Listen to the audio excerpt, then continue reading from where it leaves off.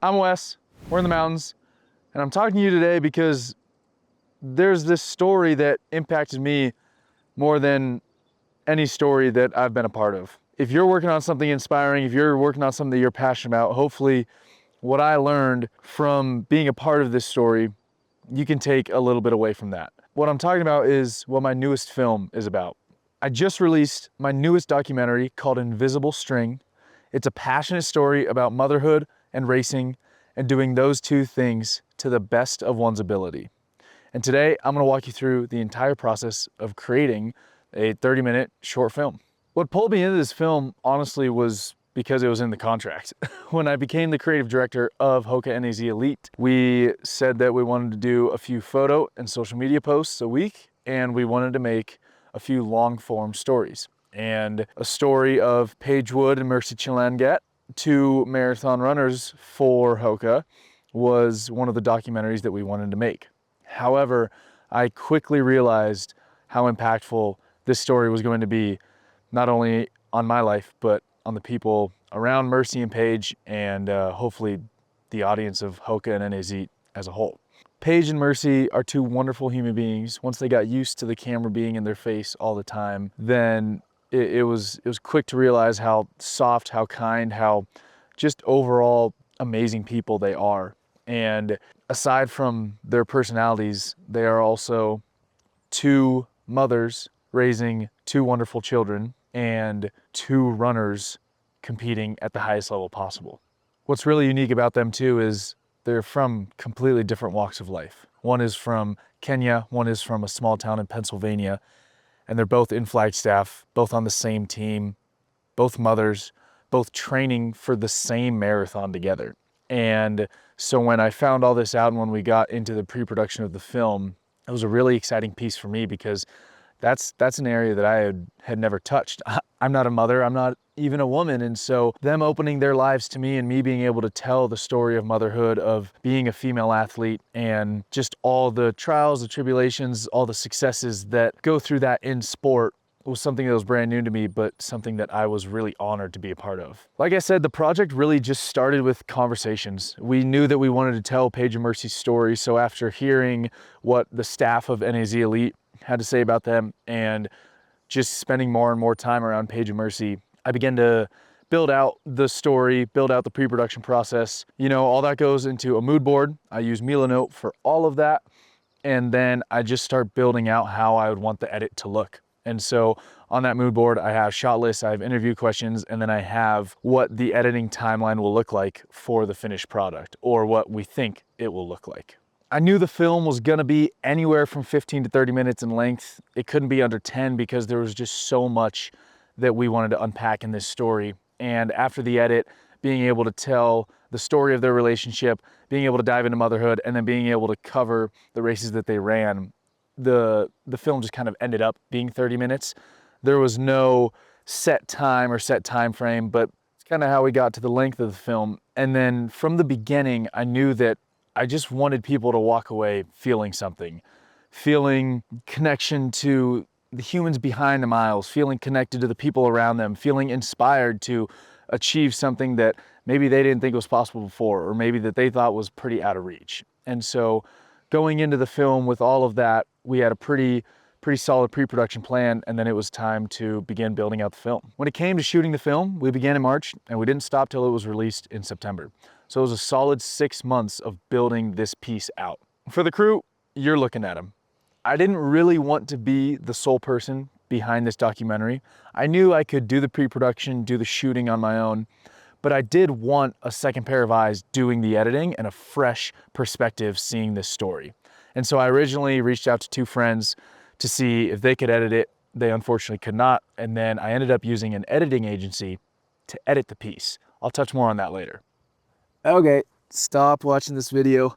It's been a while since I did this. Stop watching this video because this YouTube channel is not meant to have you sit behind a computer screen in this, unless that's what you love. This YouTube channel is meant to inspire you to do what you're passionate about in life. Do what you love, whether that's reading, whether that's sitting behind a computer screen, whether that's going and playing basketball. Go do it. Stop right now. Go take some time to do it, and then come back. Watch this video later.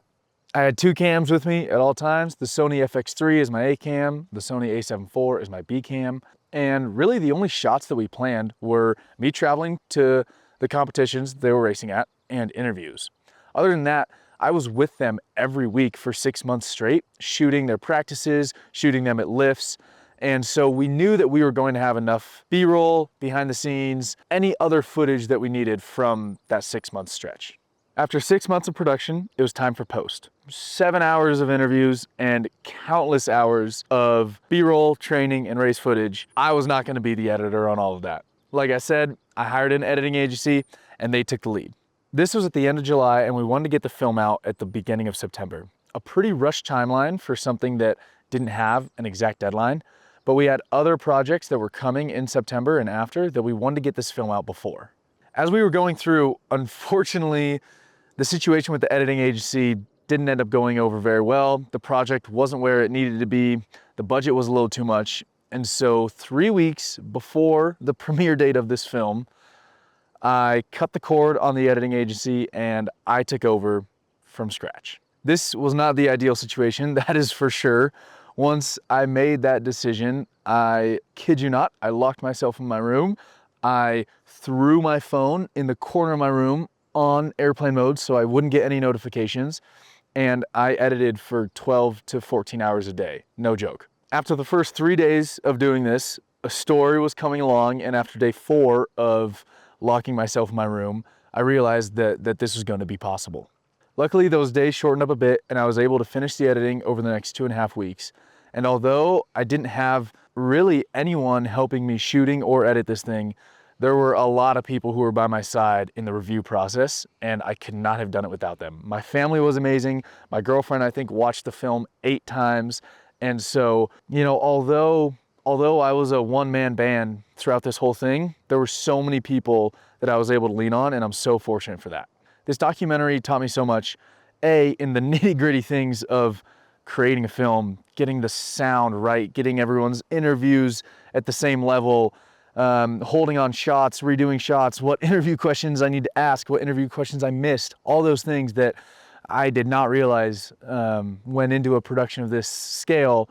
I was so thankful to learn those type of things. However, what was more important is just what I learned about their story. And again, this is a story that I don't know anything about. And so Paige and Mercy letting me into their lives and letting me hear what it takes to be an elite mother and elite runner, it was extremely inspiring. And everybody has a female figure that in their life they can look up to, that they're motivated by, whether that's a partner, a mother, a daughter, whoever. I was just so fortunate to be able to tell this story, to be able to learn so many things, and to hopefully be able to inspire other people by it. One of the best parts of this entire process was that we created a free, open to the public premiere in Downtown Flagstaff. I was extremely excited for this. However, that meant it was one more thing on my plate to get this documentary ready. I say that like it was a bad thing, but I also learned so much from that and had a great time putting this premiere on. I had a ton of help. Shout out Downtown Flagstaff, Brooke Phillips, the whole NAZ Elite staff, and Squirrels Nut Butter. Thank you for partnering with us for that premiere. While I was finishing editing this film right up to the deadline, I was also setting up a premiere for everybody to come see the film in Flagstaff, which was a lot of work, but it was a lot of fun. Paige and Mercy came out, the whole NAZ Elite team came out. Thank you to all my friends who came out, and we ended up having over 100 people for this premiere in Downtown Flagstaff, which was just absolutely amazing. What was really cool as well is Run Ottawa and the Ottawa Marathon wanted to do a screening for the film as well, and they had over 150 people come out for theirs. It was a perfect way to cap off all the work that went into this, but also kickstart the story that so many people were about to see. Creating this film taught me, challenged me, inspired me in so many different ways. I'm just so thankful for what we were able to create, what we were able to do within the first 2-3 weeks of it premiering, and hopefully what it will become. This was the biggest project that I've ever made to date, and it was by far the most impactful one. If you haven't watched Invisible String, go check it out on HOKA NAZ Elite's YouTube channel. And if you enjoyed learning about this BTS, if you enjoy talking about stories, if you enjoy creating, hit the subscribe button. I will be breaking down this documentary and what it went into it even more, whether we're gonna talk about what went into interview questions, we're gonna talk about the editing process and everything I learned from that. And so I can give you everything that I learned and all the knowledge that I gained from creating my first short film. Thank you. You're awesome. Click.